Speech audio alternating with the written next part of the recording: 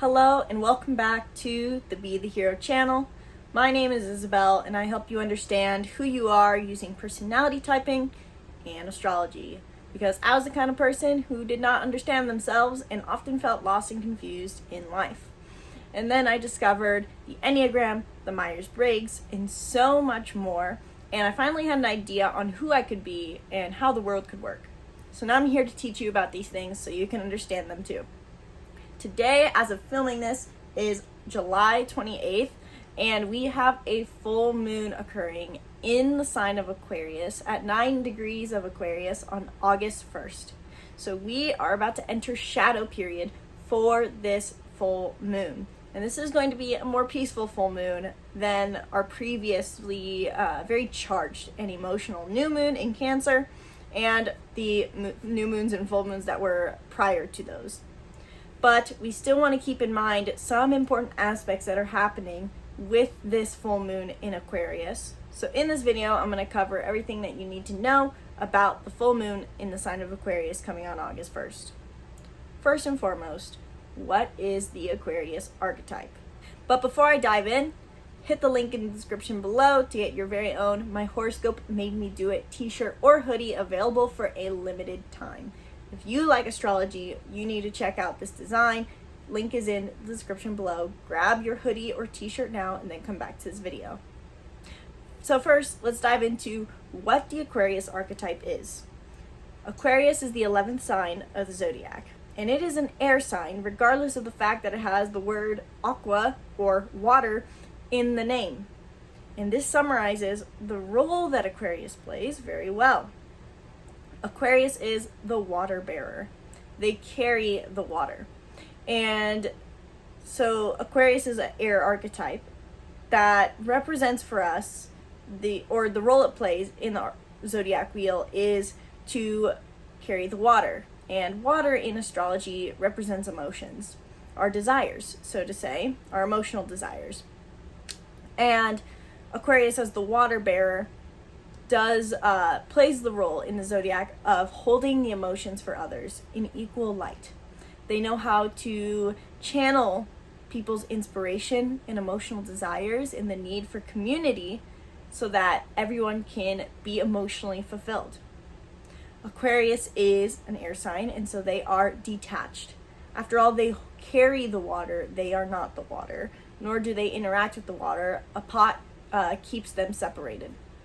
So Aquarius represents this detached side of us. They often are detached people if they have Aquarius suns or moons, and they want to support everyone's individuality, including their own. So Aquarius is often stereotypically someone who is an oddball, a little bit different, a little bit quirky, but also overall very much values community, very much is accepting of other people, and wants to innovate. Aquarius is intellectual, innovative, and conscious. Aquarius is all about focusing on the collective rather than the self. And they can sometimes get wrapped up so much in big visions that they forget to appreciate the little things. Full moons are a time where we can reap harvest. They represent a culmination. Over the past 2 weeks, since we had the new moon in Cancer, we've been thinking about what it is we want or need to feel emotionally secure. The new moon in Cancer was on July 17th, and on the same day, the North and South node entered Aries and Libra. If you have not yet watched my video covering what the North and South node entering Aries and Libra means, watch the video in one of these corners here. I don't remember ever which side it's going to appear on. It's somewhere right here. Watch the video if you have not already, because the North and South node changing signs is a massive game changer for us all. But after we have been experiencing this big shift since the Cancer new moon and the North and South node shifting, we've been thinking about how to basically what our relationship between compromise and independence is, and how that affects us emotionally. So as we had the new moon in Cancer, we probably felt very emotionally charged. We probably felt that everyone was getting on our nerves and that we needed to just take a break. But doing so was hard. And so we set new intentions. We set new boundaries. Now, as we have a full moon happening in the sign of Aquarius, we can reach a point of clarity around these issues and see things from a farther point of view. The Cancer new moon made us go really close and personal to our problems, and Aquarius full moon can take us further away and realize what we need to do.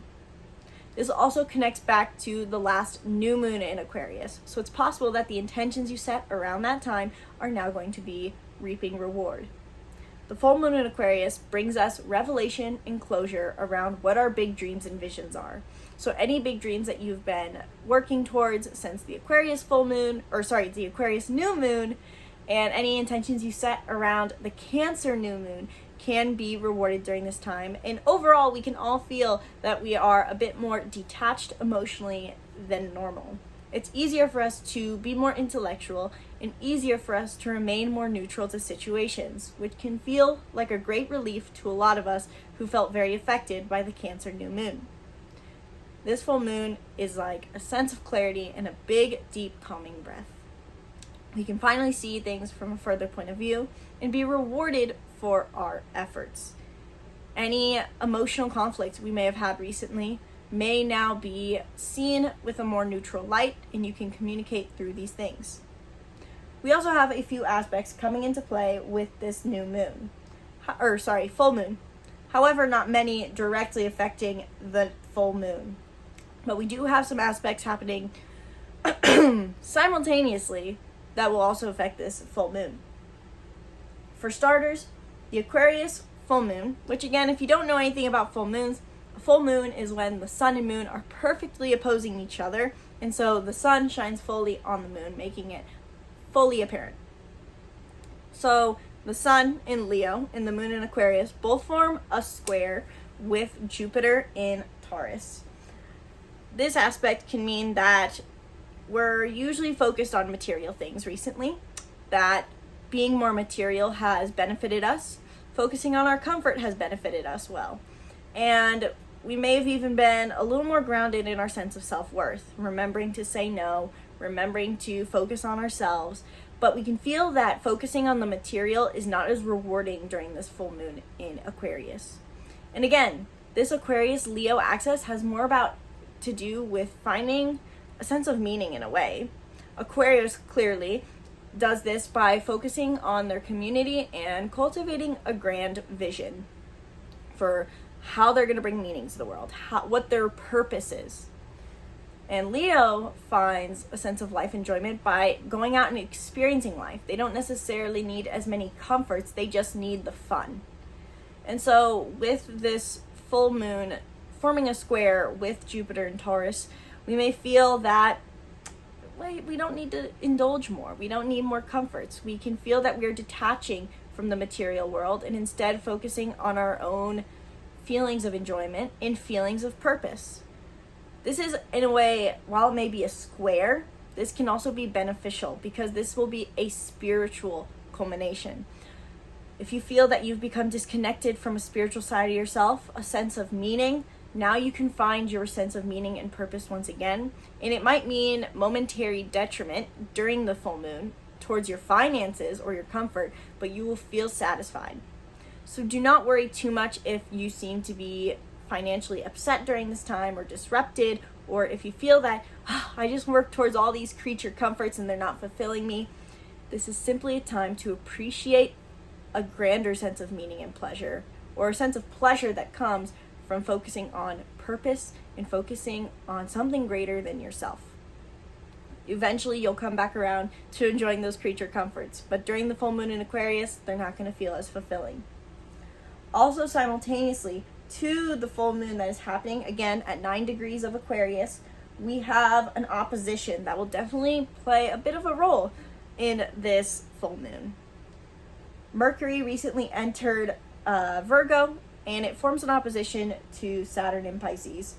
And this can lead us to feeling that it's a bit hard to communicate during this time. Saturn is the planet of responsibility, and Mercury is the planet of communication. These two planets forming an opposition could mean that we may feel a little more reserved, and at the same time, we feel the need to over-communicate. Saturn retrograde in Pisces inspires us to look within to decide how we need to be energetically responsible. And Mercury is in its home sign in Virgo, so we feel this need to over-communicate everything and focus on the details. This hard aspect between Saturn and Virgo can make us feel torn between our actions when it comes to doing what's healthy for us. We may simultaneously feel we need to be more practical and regimented and focusing on our self-care and doing our planner and all our to-do lists, and at the same time we just want to curl up into a ball and go within and meditate. And this conflict during the full moon in Aquarius could lead to extra confliction, and we may feel that the full moon in Aquarius is inspiring us to look at the bigger picture of things, and yet the Mercury in Virgo is making us look at things in a small way.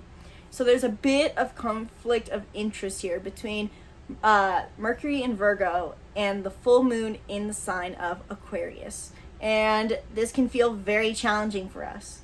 We feel this desire to go within, focus on purpose, be reserved, and yet we can't help but be a little bit closed-minded.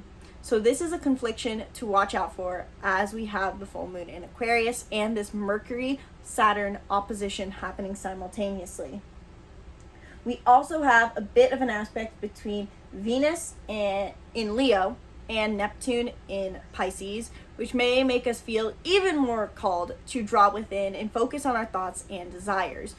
What does play really mean to us? And there's a bit of brain fog for us around figuring this out. Overall, this full moon in Aquarius is bringing us clarity around our sense of purpose and sense of meaning.